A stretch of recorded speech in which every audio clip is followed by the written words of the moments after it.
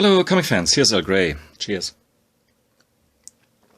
And here I have a huge package from Taschen, just for size comparison. It's really huge, and I think the book within, it's really just one book here, is not so much smaller than this package here, even though I have full confidence that they packaged it well enough. Since my Spider-Man book and the Avengers book from the same series arrived without a ding or dang,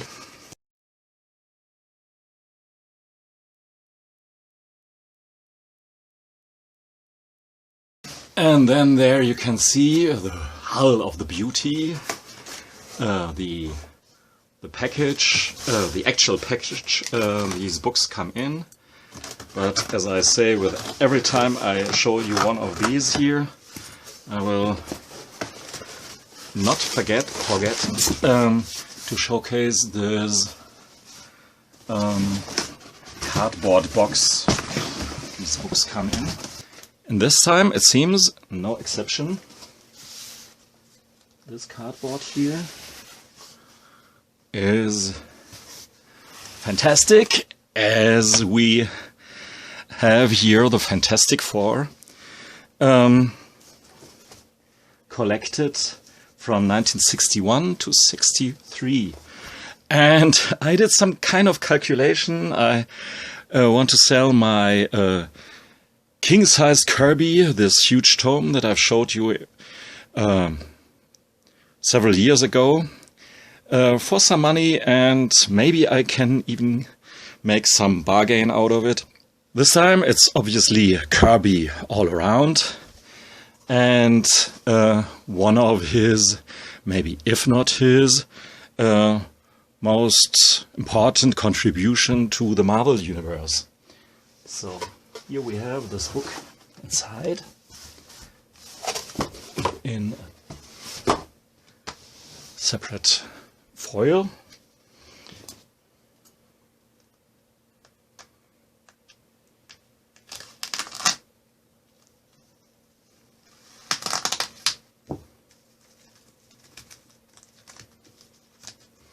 Let's remove that.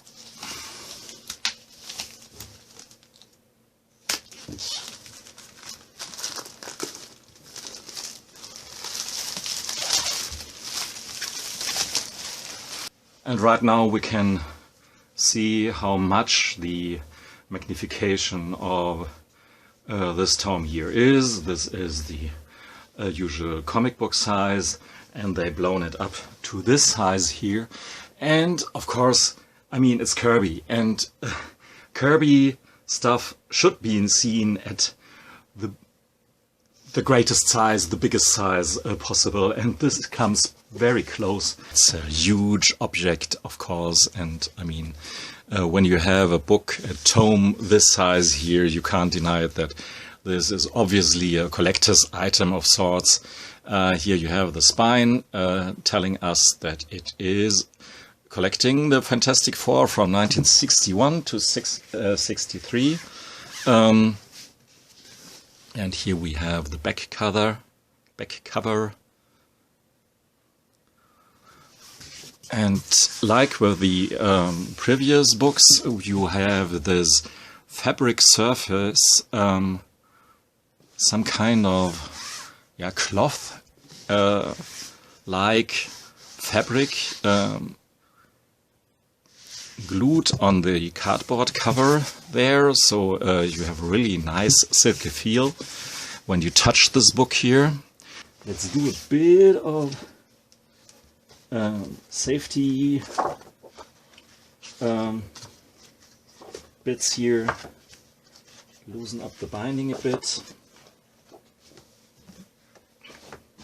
The usual gymnastics,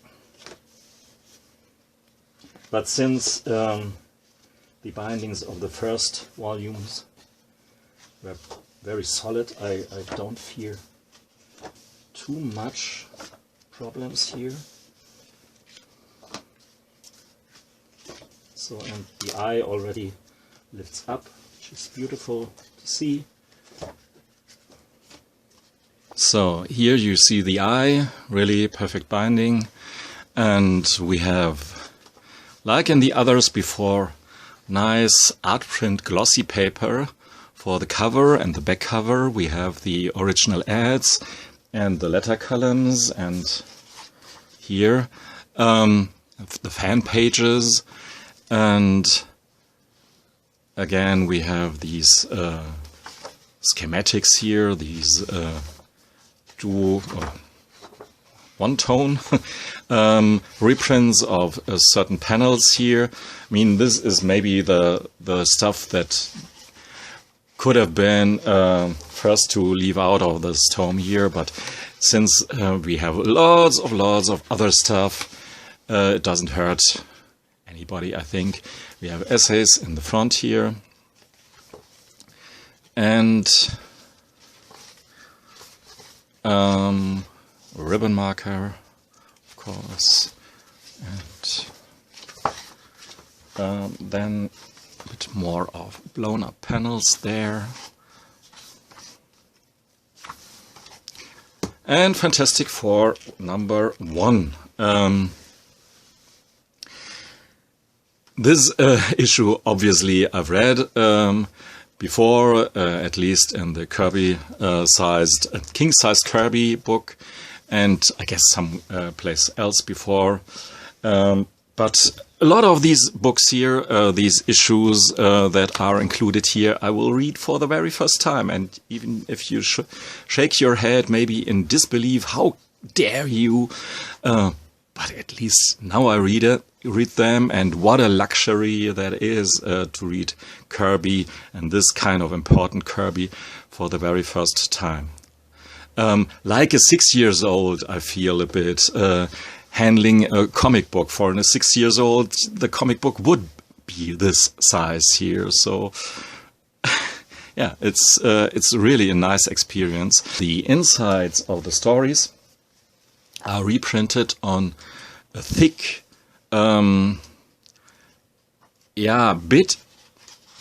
with all the benefits of newsprint they have, this paper here, but I don't think they yellow, at least not soon, and they reprint the colors very crisp and beautifully.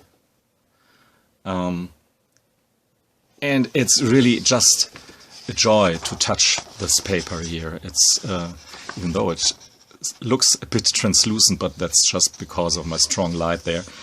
Beautiful Kirby art in the only size you should experience it.